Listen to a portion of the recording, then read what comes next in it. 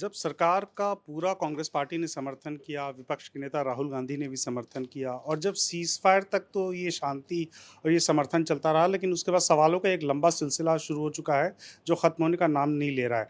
तो राहुल गांधी जब ये सवाल पूछ रहे हैं कि कितने विमान गिरे, तो ये क्या जानना चाहते हैं और क्यों जानना चाहते हैं? आपको एक हिंदुस्तानी होने के नाते आप पिछले 1 महीने से, चाहे वो टीवी के ऊपर हो, चाहे वो फोन के ऊपर हो, जानकारी हासिल करना चाहते हो कि हमारे देश का क्या हुआ, हमारी लड़ाई का हमारी सेनाओं का कोई नुकसान तो नहीं हुआ, हमारे कितने जहाज अंदर चले गए, कितनी मिसाइलें हमने मार दी, किस किस इलाके को हमने जो है मिसाइलों से ठोक दिया। क्या हमने कराची के ऊपर ठोक दिया, क्या हमने बहावलपुर पे ठोक दिया, क्या हमने सरगोदा एयरपोर्ट को ठोक दिया? जानना चाहते हैं ना। लेकिन इसके साथ साथ हम ये भी जानना चाहते हैं कि हमारा क्या नुकसान हुआ, कहीं हमारा कोई नुकसान तो नहीं हो गया इस लड़ाई के अंदर। लड़ाई इट्स अ ब्लडी वॉर, खून की लड़ाई है भाई। अब चाहे चाहे हमारा आदमी जाए, चाहे उनका आदमी जाए, लड़ाई के अंदर खून बहता है। हम लोग अपने फैसलों से या तो अपना खून बचा सकते हैं या दूसरे का, एनिमी का खून कर सकते हैं।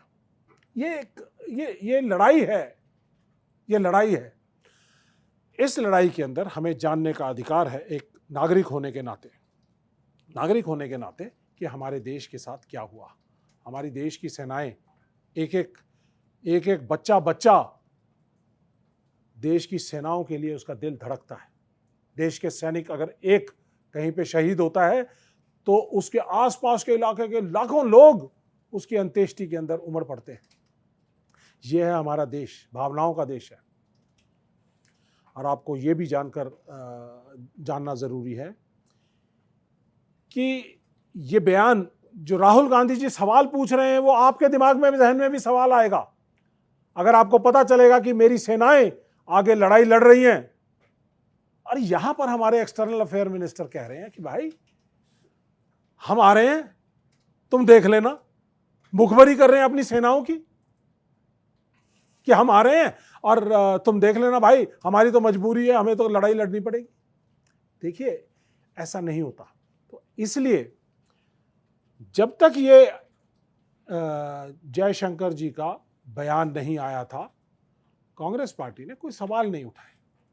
लेकिन आज एज ए मिलिट्री एक्सपर्ट मैं भी जानना चाहता हूं, और ये देश की सारी सेनाएं जानना चाहेंगी, पूर्व सैनिक जानना चाहते हैं। इतना बड़ा रोष हमारे देश के अंदर है कि एक तरफ हमारी सेनाएं लड़ने जा रही हैं और आप 1:05 के ऊपर 7 तारीख को आप उनसे बातचीत करते हैं। No terror and talks can not go together.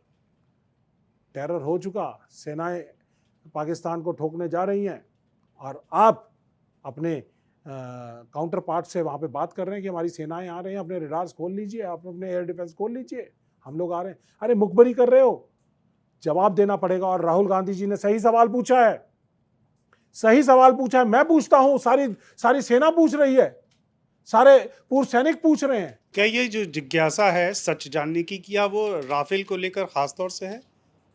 देखिए, ऐसा है कि हम लोग 2 चीजें पूछ रहे हैं कि अटैक किसने किया? जहाजों ने किया। जहाजों के अंदर मिसाइल थी, या तो मिसाइल गई या जहाज गए।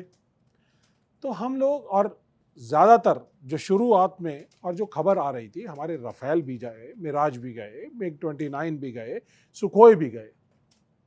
अब हमें एग्जैक्ट ना तो हमें मालूम, ना हमें जानकारी, और ना हम डीजी एयर ऑप्स ने ये बताया नहीं कि कौन कौन से हथियारों का, कौन कौन से जहाजों का इस्तेमाल किया गया इस ऑपरेशंस के अंदर।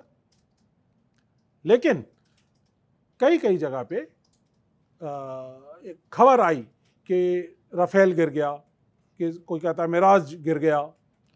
तो ये एक जिज्ञासा भी है और एक मेरा अधिकार है एक नागरिक होने के नाते, और उनका भी एक पब्लिक रिप्रेजेंटेटिव होने के नाते, लीडर ऑफ ऑपोजिशन पार्टी होने के नाते लोकसभा में, कि पता होना चाहिए कि हमने इस लड़ाई के अंदर एस जयशंकर जी के इस खुलासे के बाद या उनके मुखबरी करने के बाद हमारी सेनाओं का क्या नुकसान हुआ, हमारे ग्राउंड फोर्सेस को किसको, अगर